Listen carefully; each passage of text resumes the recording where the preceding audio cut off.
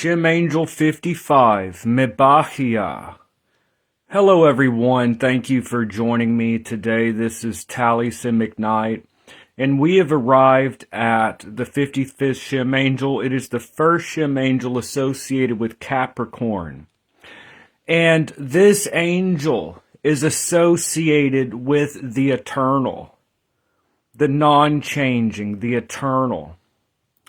The attribute, first of all, the Psalm verse. Let's take a look at this angel. According to Johann Reuchlin's De Arte Kabbalistica, published in 1517, and throughout the literature, this is the Psalm verse of this angel. So Psalm verses could give us a glimpse of the nature of the Shem angel.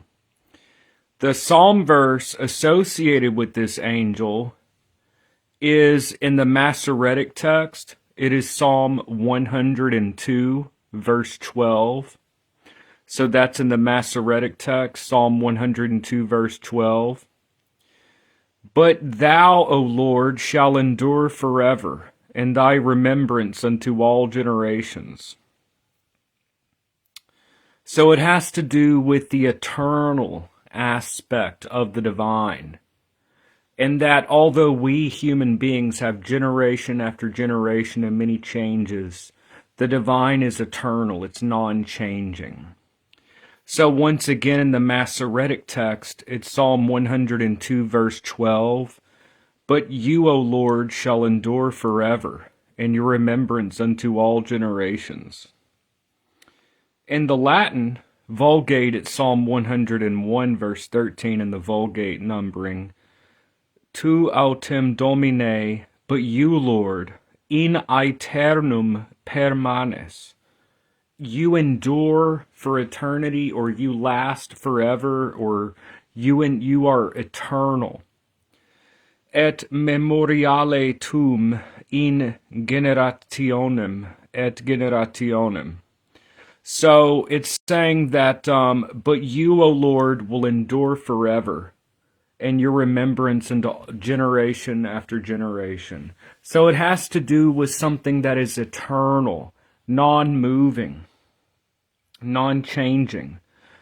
And then, in Oedipus Egyptiacus, the divine attribute associated with this angel is God the Eternal God, or God the Eternal.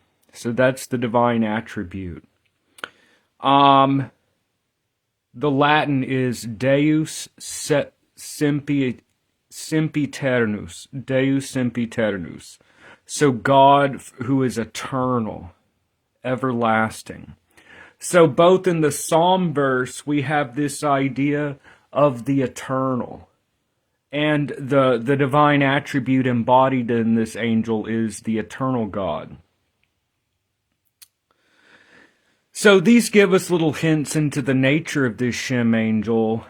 And then finally, very late in the 19th century, the Lazare Lenain's La Science Kabbalistique, this is what it says about this angel.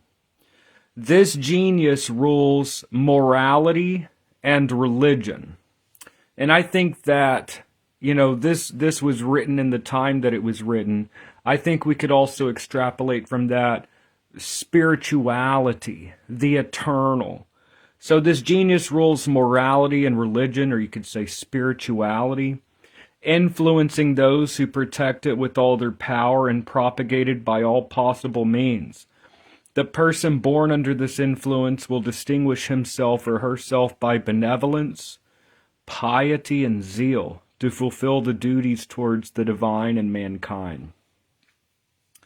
So clearly this angel is associated then with the spiritual path, with our devotion to the divine and to the helping of humanity, to the spiritual path, to what is right.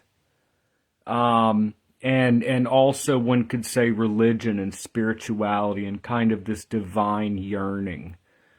So what we get when we put all of these ideas together, my way of looking at it, okay, from the Psalm verse referring to the eternal, to the divine attribute, the eternal, to the spiritual yearning aspect in the office, that it's associated with religion and spirituality and good and what is right, and our piety towards the divine and towards humanity, our devotion.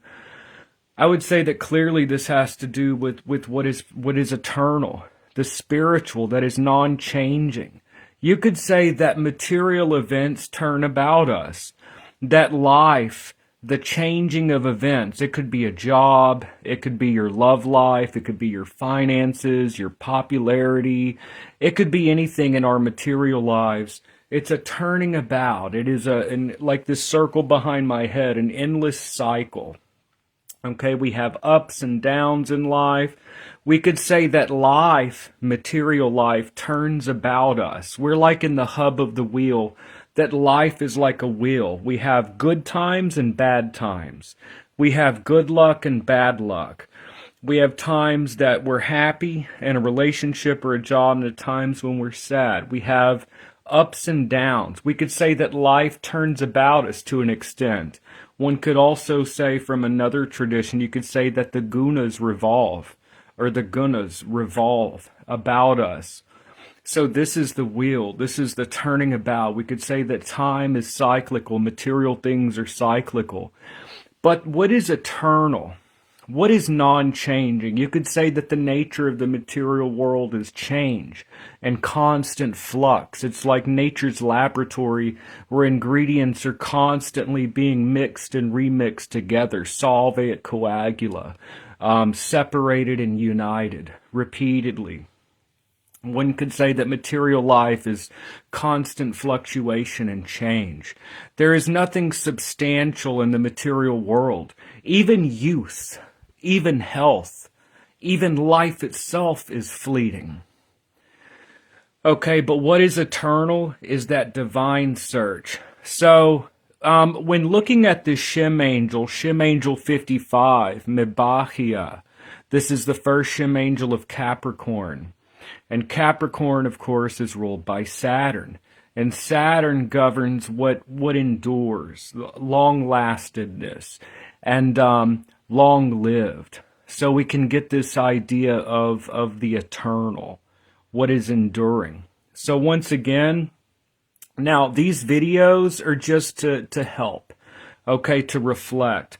I would never try to sum up a spirit into words or like in a dictionary, right? This is just to get people started to where they can start having a communication, a back and forth. Once people are interacting with the spirit will tell you what it's about. But these are just food for thought, y'all. So Shem Angel 55, Mebahiah, governs 0 until 5 degrees of Capricorn. According to Oedipus Egyptiacus, this is from the choir of principalities. The divine attribute in Athanasius Kircher's Oedipus Egyptiacus is Deus Sempiternus, God the everlasting, or the eternal God. So the divine attribute, what is the divine attribute in this angel? It's the eternal God. The Psalm verse in the Masoretic text is Psalm 102, verse 12. But you, O Lord, shall endure forever, and your remembrance unto generation and generation. So again, you get this idea that you are eternal forever, and your remembrance like the generations pass. But this is the teaching. This is what is continuous with all this change. The Latin Vulgate 101 verse 13, Tu autem Domine, that's but you, O Lord, in aeternum permanes, you endure in eternity. Et memoriale tum in generationem et generationem.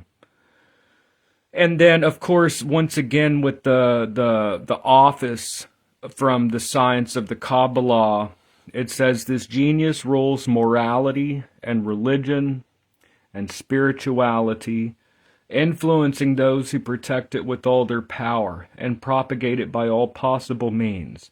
The person born under this influence will distinguish himself or herself by his or her benevolence and goodness, his or her piety or devotion or holiness, and zeal to perform his or her duties to the divine and to mankind.